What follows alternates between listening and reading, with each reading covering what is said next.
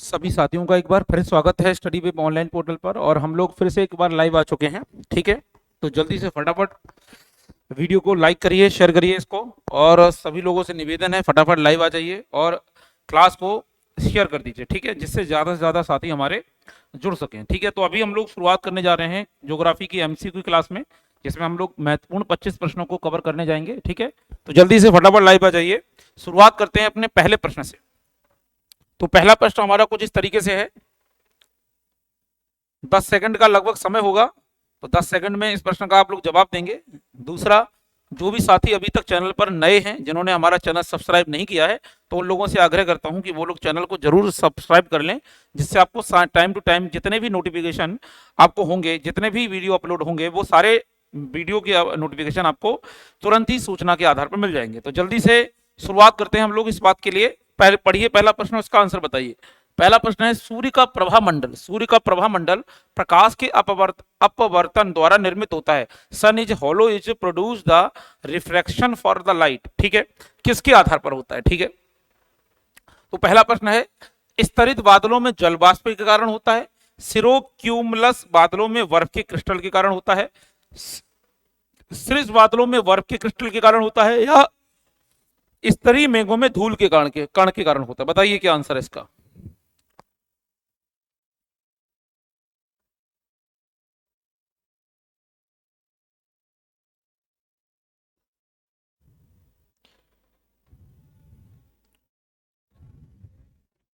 तो इसका आंसर क्या होगा? इसका आंसर होगा श्रेष्ठ बादलों में बर्फ के क्रिस्टल के कारण। श्रेष्ठ बादलों में बर्फ के क्रिस्टल के कारण हो। ठीक, तो जल्दी से देख लेते हैं इसका आंसर। सूर्य का प्रभा मंडल, सूर्य का प्रभा मंडल प्रकाश के अपवर्तन से उत्पन्न होता है। ठीक है, सूर्य का प्रभा मंडल प्रकाश के अपवर्तन से उत्पन्न होता है। अपवर्तन सिरस बादलों में बर्फ के क्रिस्टल के रूप में होता है। सूर्य का प्रभा मंडल रंगीन या सफेद प्रकाश का एक चक्र है, जो चमकदार पिंडों, चंद्रमा या सूर्य में होता है। ठीक है, तो ये पॉइंट आपको याद रखना है। एक बार फिर से मैं एक बार समझाने का प्रयास करूंगा। सूर्य का जो प्रभा मंडल है वो प्रकाश के अपवर्तन से उत्पन्न होता है। यह अपवर्तन सिरस बादलों में बर्फ के क्रिस्टल में होता है। सूर्य का प्रभा मंडल रंगीन या सफेद प्रकाश का एक चक्र है, जो चमकदार पिंडों जैसे चंद्रमा या सूर्य से होता है। ठीक है, तो ये पॉइंट आप लोगों को याद रखना है। तो चलिए अब लोग हम चलते हैं अपने दूसरे प्रश्न की तरफ। जल्दी से स्क्रीनशॉट ले लीजिए।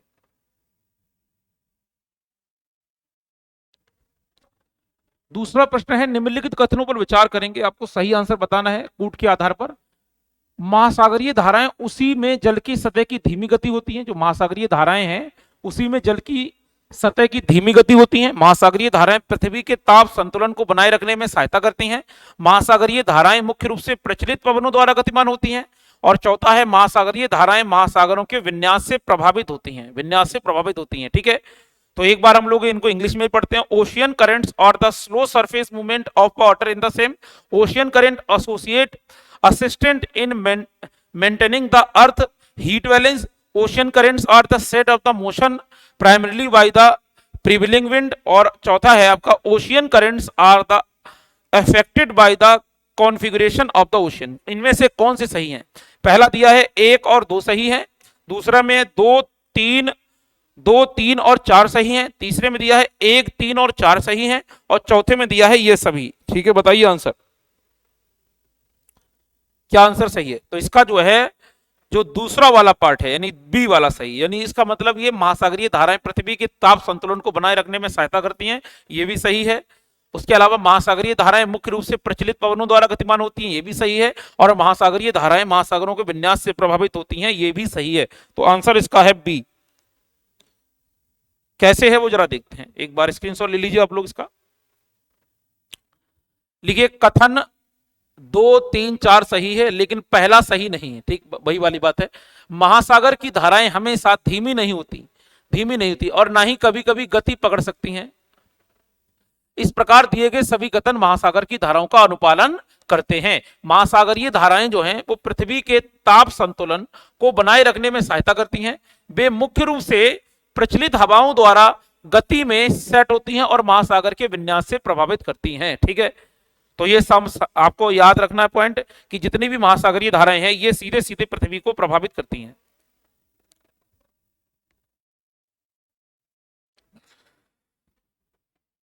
तीसरा देखते हैं, सूची 1 जातीय समुदाय और सूची 2 यानी देश के साथ सुलिमित कीजिए।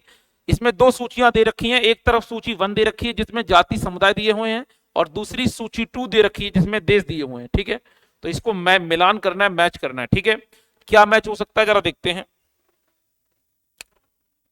तो इसका जो है पहला है आपातानी। आपातानी ये जो दरअसल में जाति है ये इंडोनेशिया की जाति है, ये इंडोनेशिया से बिलोंग करती है। दूसरी है डायक। डायक जो है वो आपकी ये भारत में ही पाई जाती है। ठीक है, तीसरी है दिनका। तो दिनका ये सूडान में पाई जाती है, दिनका सूडान में। और केवल चौथी बची ये पहले में है उदयपुर, ये चाइना में। तो 4 प्रजातियां हैं। ये कौन कौन है जरा इनके बारे में हम लोग जानते हैं। तो बी वाला सही है, कैसे? तो चलिए इसका स्क्रीनशॉट ले लीजिए, अब इसकी एक्सप्लेनेशन ले लेते हैं। ठीक है, तो आपतानी, आपतानी जो एक प्रजाति है ये इंडोनेशिया में विशेषकर पाई जाती है। डायक भारत में ही एक जातीय समुदाय है और दिनका जो है वो सूडान की एक जाति है और वहीपुर ये चीन की, ये तो काफी चर्चा में रही है, जो चीन के उत्तरी क्षेत्रों में पाई जाती है। चीन के उत्तरी क्षेत्रों में ये प्रजाति पाई जाती है। तो जल्दी से आप लोग इसका भी स्क्रीनशॉट ले लीजिए। चौथा प्रश्न आपके सामने बताइए, इनमें से किस देश की सीमाएं एंड्रियोटिक सागर से हैं, यानी एंड्रियोटिक एक सागर है उससे मिलती हैं। कौन से देश की? अल्बानिया की मिलती है, बोस्निया और हर्जेगोविना की मिलती हैं, क्रोएशिया की मिलती हैं या मैसेडोनिया की मिलती हैं? बताइए आंसर।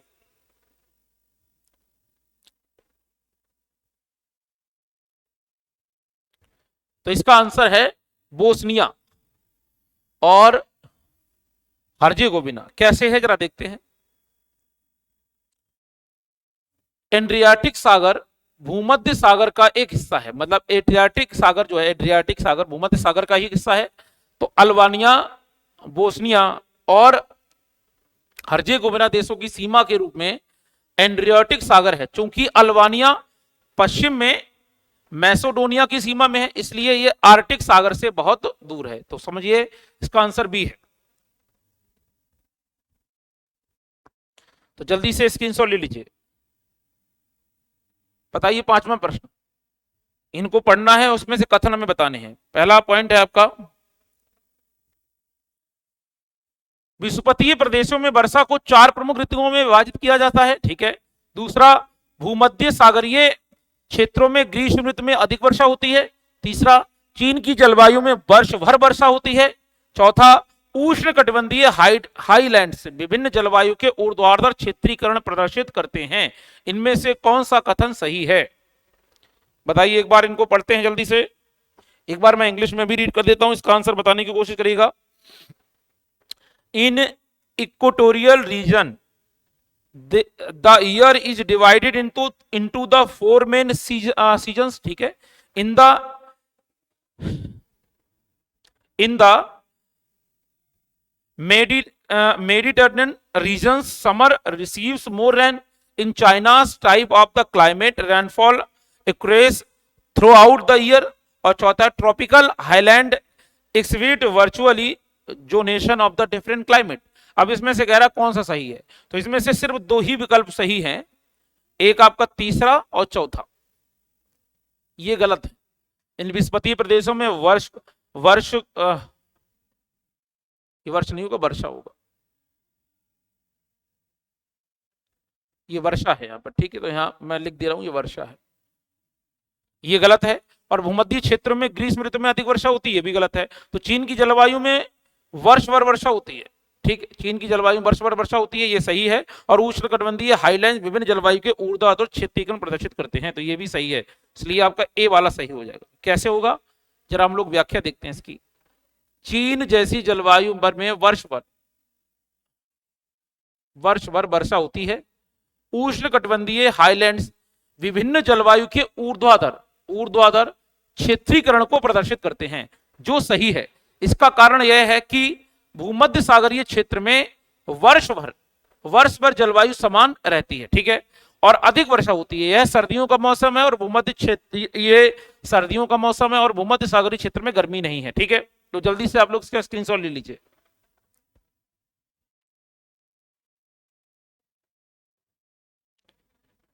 छठा, बर्बर भाषी समुदाय जो अक्सर समाचारों में रहता है, ये कहां है? बर्बर भाषी समुदाय,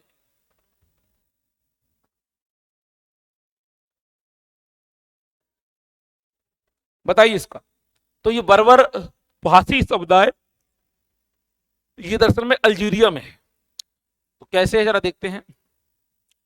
बर्बर भाषी समुदाय अक्सर समाचारों में अल्जीरिया, मोरक्को के हिस्सों में रहता है। बर्बस नील घाटी के पश्चिम में उत्तरी अफ्रीका के जातीय समुदाय हैं। ये अटलांटिक महासागर के चारों ओर मिस्र में सिवा ओसियस और भूमध्य सागर से नाइजर नदी तक बिखरे रहते हैं। यानी ये अटलांटिक महासागर के आसपास के एरिया में रहते हैं, इसका मतलब भूमध्य सागर के भी नजदीक हैं। और दूसरा, ये जो है वो अटलांटिक महासागर के आसपास स्थित है। इसका मतलब है अफ्रीका का कौन सा हिस्सा? अफ्रीका का पश्चिमी हिस्सा। तो जल्दी से स्क्रीनशॉट ले लीजिए। 7th एक बार पढ़ते हैं। निम्नलिखित पारिस्थितिकी तंत्रों पर विचार किए। टैगा, उष्णकटिबंधीय सदाबहार, उष्णकटिबंधीय पर्णपाती टुंड्रा, इन पारिस्थितिक तंत्रों के अल्बेडो मूल्यों के घटते क्रम में सही क्रम क्या है? घटते मूल्यों के आधार पर।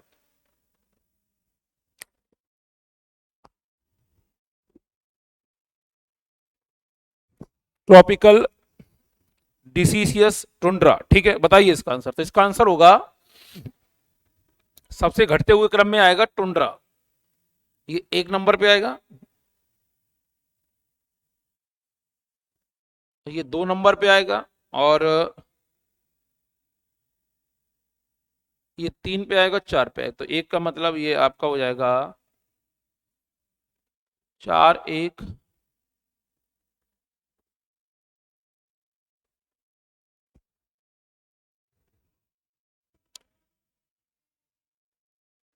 ये हो जाएगा 4, और इसके बाद हो जाएगा ये 1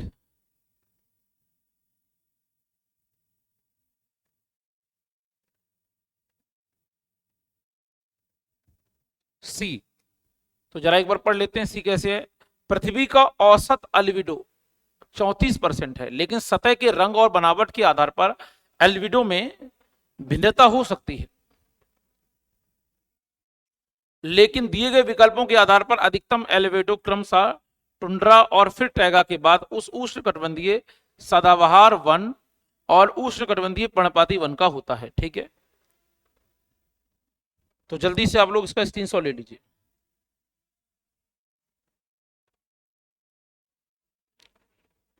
अब इसमें 2 कथन है, उसमें से हमें दोनों कथन पढ़ने हैं और बताना है कि कौन सही है कौन गलत है, कौन किसकी व्याख्या है कौन किसकी व्याख्या नहीं है। ठीक है, तो हम लोग जल्दी से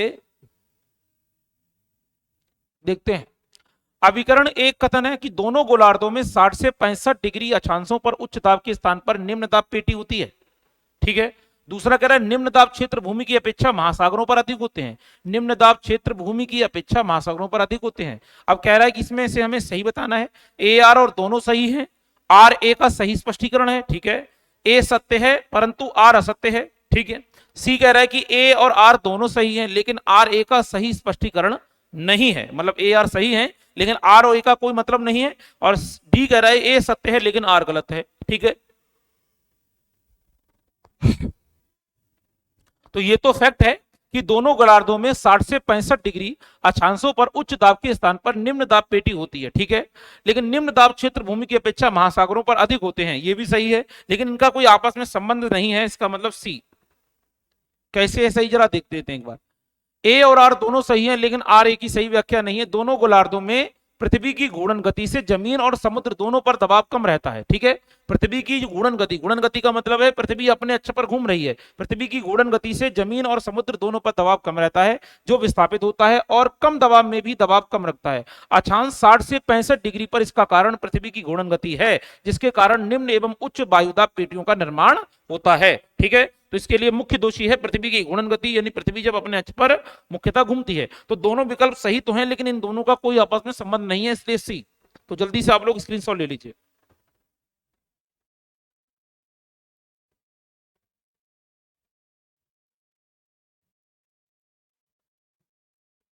अब हमारा नवा प्रश्न है। नवे में भी 2 कथन ऐसे ही हैं। कृत्रिम उपग्रह हमेशा पूर्व दिशा में पृथ्वी से लॉन्च किए जाते हैं, मतलब जितने भी कृत्रिम सैटेलाइट हैं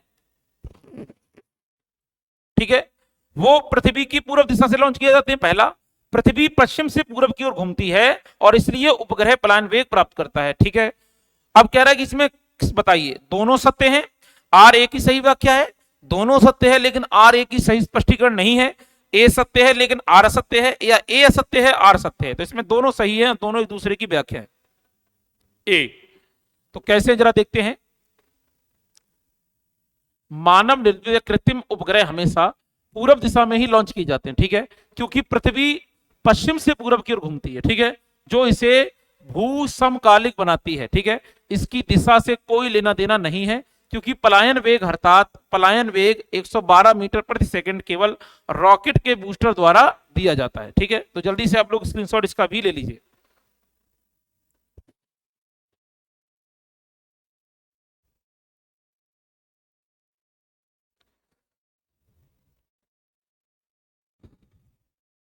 दसवां, दसवें भी सेम पॉइंट वही है, दो कथन है। चक्रवात के केंद्र पर सतही हवाएं अंदर की ओर सर्पिल होती हैं। चक्रवात के केंद्र पर सतही हवाएं, जो चक्रवात आता है उसके केंद्र पर जो समतली हवाएं होती हैं, क्या वो अंदर की ओर सर्पिल आकार की होती हैं, टेढ़ी मेढ़ी होती हैं? पहला। दूसरा, हवा चक्रवात के केंद्र में उतरती है। ठीक है, अब कह रहा है कि दोनों सत्य हैं, आर ए का सही स्पष्टीकरण है, दोनों सत्य हैं लेकिन आर ए का सही स्पष्टीकरण नहीं है। ए सही है आर गलत है, या ए गलत है आर सही है। तो इसका मतलब ये दोनों सही है, ए। ठीक है, तो जरा देख लेते हैं इसकी व्याख्या। इस मामले में अभिकथन का और कारण दोनों सही हैं। ऐसा इसलिए क्योंकि सतही हवाएं, जितनी भी सतही हवाएं होती हैं वो चक्रवात के केंद्र में अंदर की ओर घूमती हैं। ठीक है, क्योंकि इसमें हवा हवा का असर होता है और केंद्र में कम दबाव का क्षेत्र बनाती हैं, सेंटर में कम दबाव का क्षेत्र बनाती हैं, इसलिए हवा चक्रवात के केंद्र में उतरती है। ठीक है, तो चक्रवात का मतलब होता है साइक्लोन, जो बहुत तेज गति से हवाएं चलती हैं और एक पर्टिकुलर केंद्र में ये दबाव बनाती हैं। ठीक है,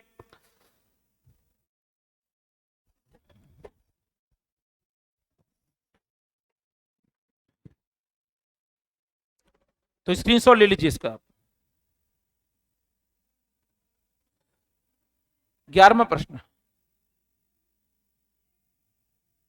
निम्नलिखित जलवायु और भौगोलिक परिघटनाओं पर विचार करिए। ठीक है, संक्षेपण यानी कंडक्शन, उच्च तापमान और आर्द्रता, हाई टेम्परेचर ऑन ह्यूमिडिटी, आरोग्राफी, और चौथा लंबवत हवा यानी वर्टिकल वाइंड। ठीक है, ए वाला एक दो, एक और दो सही है, दो तीन चार सही है, एक तीन चार सही है, ये सभी निम्नलिखित जलवायु और भौगोलिक परिघटनाओं पर विचार कीजिए। अब इसमें कह रहा है गरजने वाले मेघों का विकास इनमें से किस परिघटना के कारण होता है? जो गरजते बादल हैं, यानी consider the following climatic and the geographical phenomena.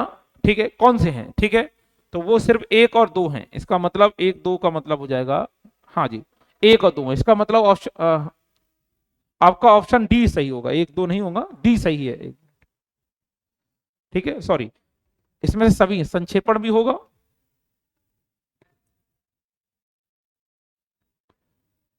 ये चारों सही हैं। ठीक है, तो इसका मतलब डी। तो एक बार हम लोग व्याख्या देख लेते हैं 11वें की। उच्च तापमान और आर्द्रता के कारण गरजने वाले मेघों का निर्माण होता है, जिससे गर्म हवाएं, उच्च तापमान और आर्द्रता के कारण गरजने वाले मेघों का निर्माण होता है, जिससे गर्म हवाएं लंबवत ऊपर की ओर उठती हैं। ठीक है, और ये हवाएं तब से घनीभूत हो जाती हैं, जो क्यूमेलोरिस बादलों का निर्माण करती हैं, और पहाड़ों की उपस्थिति के कारण ये बारिश पर अवक्षेपित हो जाती हैं। तो जल्दी से आप लोग इसका स्क्रीनशॉट ले लीजिए। 12वां प्रश्न आपका चित्र से आधार पर है। नीचे दिए गए मानचित्र में हिंद महासागर के 4 द्वीप दिए गए हैं। एक तो सेल्स, चागोस, मॉरिशस और सोक्रोड्रा को 1 2 3 के रूप में चिन्हित करिए। ठीक है, इसको चिन्हित करना है। तो एक में कौन सा आएगा? यहां पर, तो हमको चिन्हित करना है, जल्दी बताइए इसका आंसर।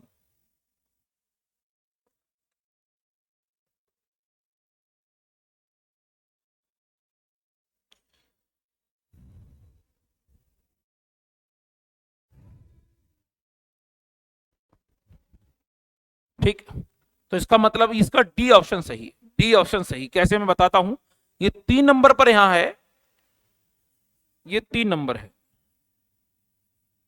ये 4 नंबर है, ये 1 नंबर है और ये 2 नंबर है, ये 2 नंबर है, ठीक है। अब इसका मतलब इनको चिन्हित करना है, तो यहां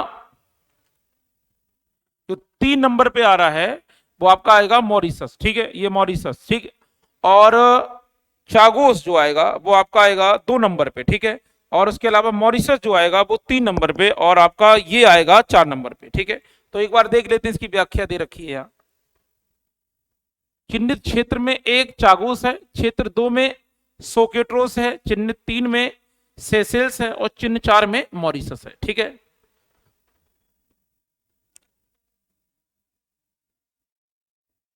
तेरह ए, हमारे सौर मंडल में के संबंध में निम्नलिखित में से कौन सा कथन सही है? पृथ्वी हमारे सौर मंडल में के सभी ग्रहों में से सबसे घना है। पृथ्वी की संरचना में प्रमुख तत्व सिलिकॉन है। सूर्य में सौर मंडल का द्रव्यमान का 75% हिस्सा है।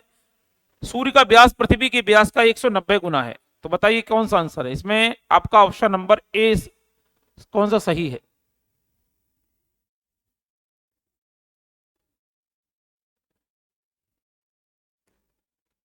तो ए सही है।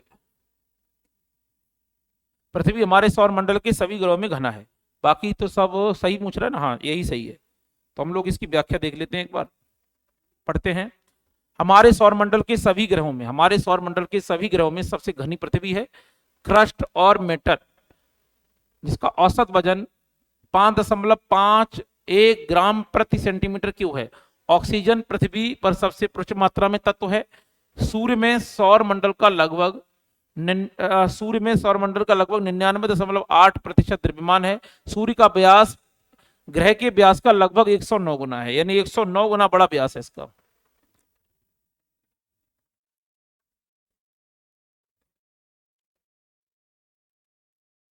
चौदहवां देखते हैं, जलप्रपात विक्टोरिया किस नदी से है?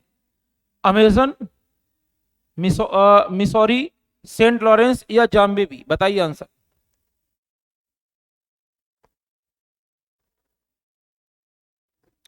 तो इसका आंसर है जाम्बेबी। कैसे, जरा देख लेते हैं। विक्टोरिया जलप्रपात अफ्रीका महाद्वीप के दक्षिणी भाग में स्थित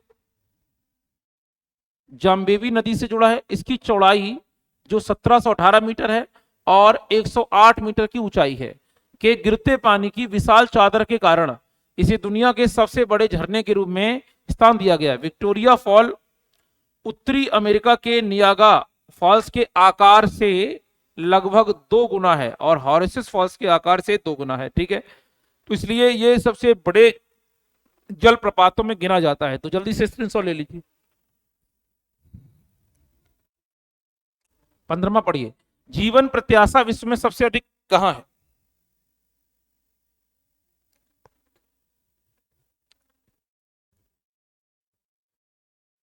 सबसे ज्यादा जीवन प्रत्याशा जापान में है।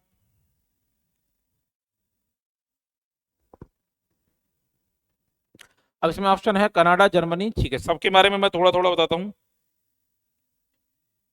जापान में है 83.7 वर्ष, यानी 83 यानी यह एवरेज एक आदमी 83 साल जी लेता है। जर्मनी में 81.1 सॉरी वर्ष में है।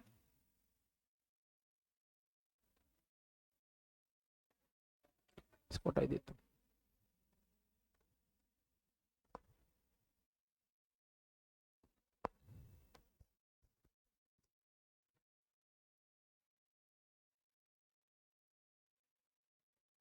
सारे वर्ष में लिखने हैं।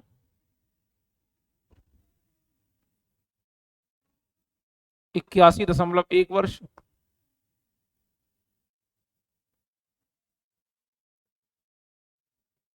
नॉर्वे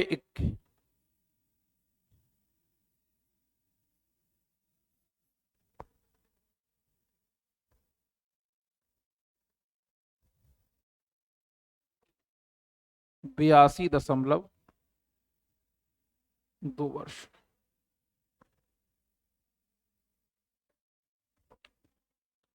ठीक है, तो जल्दी से इसका आंसर लगा लीजिए, जापान।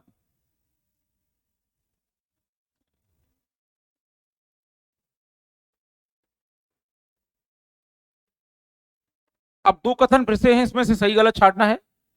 अभिकरण ए, वायुमंडल में नमी की मात्रा अक्षांश से संबंधित है, और बी, जलवाष्प के रूप में नमी धारण करने की क्षमता तापमान से संबंधित है। ए आर दोनों व्यक्तिगत रूप से सत्य हैं और आर ए का सही स्पष्टीकरण है। ए आर दोनों अलग अलग सत्य हैं, लेकिन आर ए का सही स्पष्टीकरण नहीं है। सेम, ए सत्य है, आर असत्य है, ए सत्य है, आर सत्य है। बताइए क्या आंसर होगा इसका? दोनों का, पहली बात, दोनों सही भी हैं और दोनों की सही व्याख्या भी एक दूसरे से संबंधित है। कथन और कारण दोनों सही हैं। तापमान का संबंध नमी को धारण करने से है। वातावरण में कितनी नमी पैदा होती है यह पृथ्वी के अक्षांश पर निर्भर करता है। ठीक है, इसलिए आंसर आपका ये बिल्कुल सही है। जल्दी से स्क्रीनशॉट ले लीजिए 16वां। अब हम चलते हैं 17वां। 17 में भी सेम है, सेम पैटर्न क्वेश्चन का, बस विकल्प अलग अलग हैं। दो ऑप्शन दिए हैं, सही गलत देखने हैं। अभिकथन ए कह रहा है कि समशीतोष्ण वनों के विपरीत, समशीतोष्ण वनों के विपरीत उष्ण कटिबंधीय वर्षा वन अगर साफ हो जाते हैं तो उत्पादक कृषि भूमि पैदा कर सकते हैं, जो रासायनिक उर्वरकों के बिना भी कई वर्षों तक गहन कृषि का समर्थन कर सकते हैं। बी कह रहा है कि समशीतोष्ण वनों की तुलना में उष्ण कटिबंधीय वर्षा वन की प्राथमिक उत्पादकता बहुत अधिक है। समशीतोष्ण वनों की तुलना में उष्ण कटिबंधीय वर्षा वन की प्राथमिकता उत्पादकता बहुत कम है। तो इसमें भी भाई सेम ऑप्शन कि दोनों सही हैं और दोनों एक दूसरे की व्याख्या है। दोनों सही हैं लेकिन दोनों का एक दूसरे से मतलब नहीं है, एक सही है एक गलत है। तो इसका मतलब यहां भी वही सेम पॉइंट, यहां भी आंसर ए, यानी दोनों सही भी हैं और दोनों एक दूसरे की व्याख्या है। तो सही, सड़ी हुई पत्तियों और पौधों, सड़ी हुई पत्तियों और पौधों की अधिक मात्रा की उपलब्धता के कारण उष्णकटिबंधीय वर्षावन कई दशकों तक बहुत उत्पादक होते हैं। उर्वरक बिल्कुल नहीं था, फिर भी प्राकृतिक और प्राथमिक उत्पादकता के परिणाम बहुत अच्छे रहते हैं। ठीक है, तो जल्दी से आप लोग स्क्रीनशॉट ले लेंगे। ठीक है,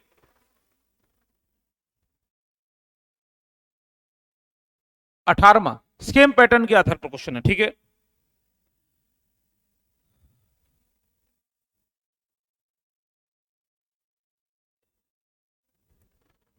अभिकरण ए, भूमध्य रेखा के दोनों ओर 5 से 8 डिग्री अक्षांश के भीतर स्थित क्षेत्रों में वर्ष भर वर्षा होती है। ठीक है, और उच्च तापमान और उच्च आर्द्रता पारंपरिक वर्षा का कारण बनती है, ज्यादातर भूमध्य रेखा के पास दोपहर में। ठीक है, कोड इस तरीके से है, सेम कोड है।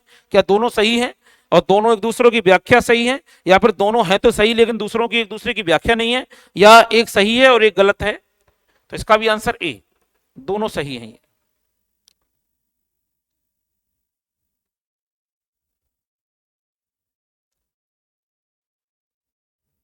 कारण भी सही है क्योंकि अक्षांश के निम्न स्तर वाले क्षेत्र में 12 महीने वर्षा होती है और इसका कारण उच्च तापमान है।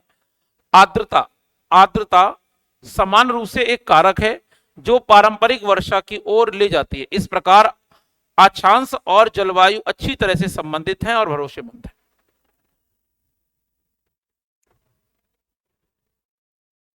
तो ये था 18वां। जल्दी से स्क्रीनशॉट लीजिए आप लोग।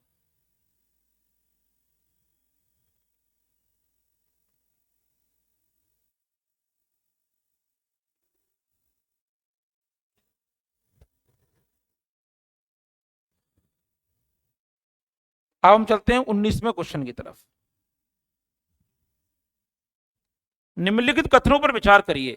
मैसेडोनिया में जातीय अल्बानियम अल्पसंख्यक हैं, कोसोवो में सर्बियन बहुसंख्यक हैं। ऊपर दिए गए कथनों में कौन से सही हैं? भाई सेम ऑप्शन, केवल एक सही है, केवल थोड़ा चेंज है, ये केवल दो सही है, दोनों सही है, ना तो एक सही है ना ही दो। बताइए आंसर। तो इसका मतलब ये एक भी सही है और दो भी सही है, एक भी सही है और दो भी सही। कैसे है जरा देख लेते हैं। तो मैसेडोनिया में जातीय अल्बानिया अल्पसंख्यक खंड में रहते हैं, लगभग कितने, 25.5%। ठीक है, समय में परिवर्तन के साथ प्रतिशत में भिन्नता हो सकती है। और कोसावो में सर्बियन आबादी बहुसंख्यक है, यह दूसरा सबसे बड़ा समूह है जो पूरी आबादी का लगभग 95% भाग है। स्क्रीनशॉट लीजिए। इजराइल के साथ सीमाएं किसकी हैं? इजराइल के साथ सीमाएं किसकी है? लेबान, सीरिया, जॉर्डन, मिस्र। लेबान, सीरिया, तुर्की, जॉर्डन। साइप्रस, तुर्की, जॉर्डन, मिस्र। तुर्की, सीरिया, इराक, यमन। तो इसका आंसर पहला है, यानी ए। लेबनान, सीरिया, जॉर्डन और मिस्र के साथ जो है इजराइल देश की सीमाएं लगती हैं। इजराइल दुनिया में यहूदी धर्म के लिए खासकर फेमस है। सो सबसे ज्यादा यहूदी और यहूदियों का पवित्र देश यही माना जाता है, इजराइल। ठीक है। और हालांकि एक देश और भी है जिसका नाम फिलिस्तीन है। इन दोनों देशों में आपस में विवाद भी चलता है। तो इसकी सीमाएं लगी हैं लेबनान, सीरिया, जॉर्डन और मिस्र से। कैसे लगी जरा देखते हैं। तो सीरिया, लेबनान, मिस्र और जॉर्डन इजराइल की साझा सीमाएं हैं, जिसमें इजराइल की सीमा उत्तर में, यानी जो इजराइल की सीमा उत्तर में किससे लगी है? लेबनान से। पश्चिम में जॉर्डन से। उत्तर पश्चिम में सीरिया से लगी है। और दक्षिण में ये मिस्र से लगी है।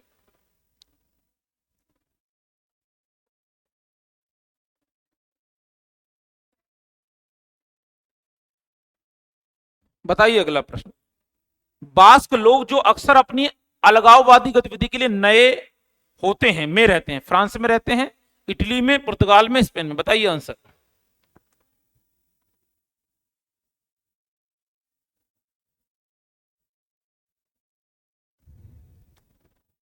तो ज्यादातर ये स्पेन में रहते हैं। स्पेन वह स्थान है जहां बास्क लोगों द्वारा 1959-2011 के बीच अलगाववादी गतिविधियां हुई और उसके लिए चर्चा में रहे। ये स्वदेशी जातीय समूह बास्क भाषा बोलता है और स्पेन में बास्क राष्ट्रीय मुक्ति आंदोलन के लिए विरोध करता है। इसलिए विकल्प नंबर डी है। तो विशेषकर ये जनजाति जो है अलगाववादी विचारधारा की है, जो स्पेन से संबंधित है। तो जल्दी से स्क्रीनशॉट ले लीजिए 21वें का।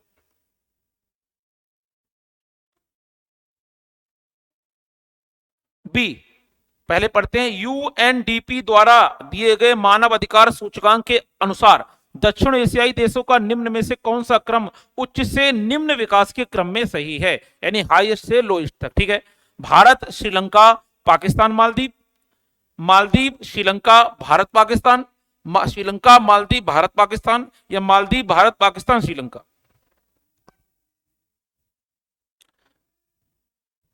बताइए इसका आंसर क्या हो सकता है।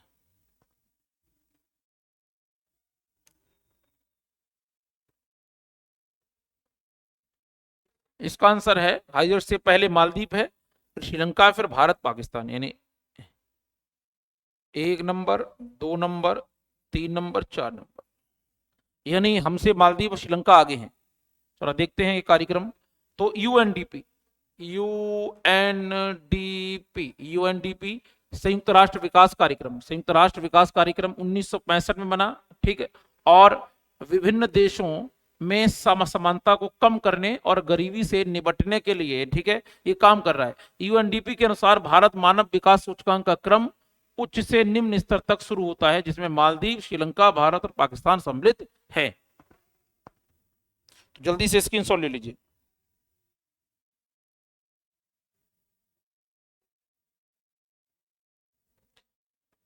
अब हम लोग बढ़ते हैं 23। निम्नलिखित में से कौन सा दुनिया में वन क्षेत्र का उच्चतम प्रतिशत है?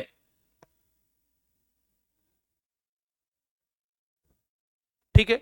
सबसे ज्यादा उच्चतम स्तर है समशीतोष्ण शंकुधारी वन, टेम्परेचर कॉनिफरेंस फॉरेस्ट, समशीतोष्ण पर्णपाती वन, उष्ण कटबंधीय मानसून वन, या उष्ण कटबंधीय वर्षा वन। तो सबसे ज्यादा समशीतोष्ण शंकुधारी वन है दुनिया में। कैसे जरा देखते हैं। शीतोष्ण शंकुधारी वनों में लंबी सर्दियां होती हैं जो शुष्क और ठंडी होती हैं। इसके अलावा ग्रीष्मकालीन में नम और गर्म होती हैं, और वर्षा 300 mm से 900 mm तक होती है।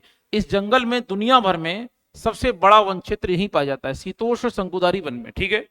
तो ये था आपका 23 का ए। जल्दी से स्क्रीनशॉट लीजिए।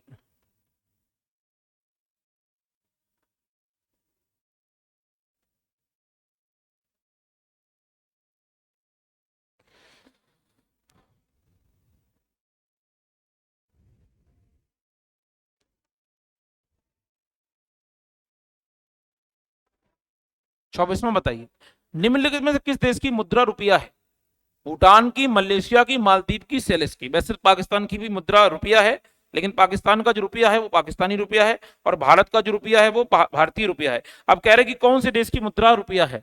भूटान, मलेशिया, मालदीव और सेलेसियस।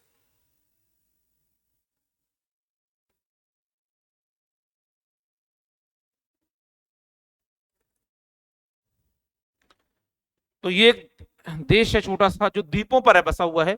ये वैसे तो ये तो द्वीप नहीं है फिलहाल में, बाकी ये मालदीव भी द्वीप है। तो सेलेसस एक देश है जो दरअसल में 115 द्वीपों का समूह है। 115, इसमें 115 छोटे मोटे द्वीप हैं। ठीक,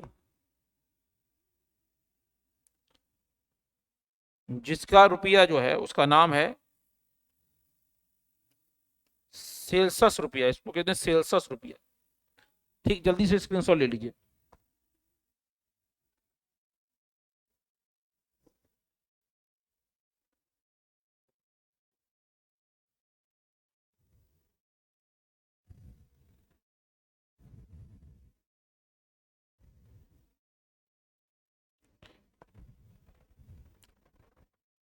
लास्ट क्वेश्चन चलते हैं 25वां। मैं समझा चुका था भाई, चीजें हैं। चलिए, निम्नलिखित में से कौन सा देश स्थल रुद्ध है? Which one of the following country is the land lock, यानी चारों ओर से लॉक है, कोई सीमा नहीं है, यानी समुद्री सीमा नहीं है। तो बोलीलिविया, पेरू, सूरीनाम, उरुग्वे। तो बोलीविया एक देश है जो आपका लैंड लॉक कंट्री है। ठीक है, देखते हैं। तो बोलीविया कोई भी इसका भूमि भाग नहीं है, इसका कोई भी भूमि भाग नहीं है। पश्चिम मध्य दक्षिण अमेरिका में समुद्र से जुड़ा है और इसलिए लैंडलॉक देश है। इसके विभिन्न पक्षों से पेरू, ब्राजील, पैराग्वे और अर्जेंटीना और चिली इसके प्रवेश के रूप में है। ठीक है, तो ये थे आपके 25 क्वेश्चन जो हम लोगों ने डिस्कस करे। आई होप आप लोगों को ये सारे क्वेश्चन समझ में आए होंगे। अगर क्वेश्चन समझ में आए हों तो वीडियो को लाइक करिएगा, वीडियो को शेयर करिएगा। चैनल पर पहली बार आए तो चैनल को सब्सक्राइब जरूर कर लीजिएगा, जिससे आपको इंपॉर्टेंट वीडियो मिलते रहे। तो अभी के लिए फिलहाल में इतना ही। वीडियो देखने के लिए बहुत बहुत आभार, धन्यवाद।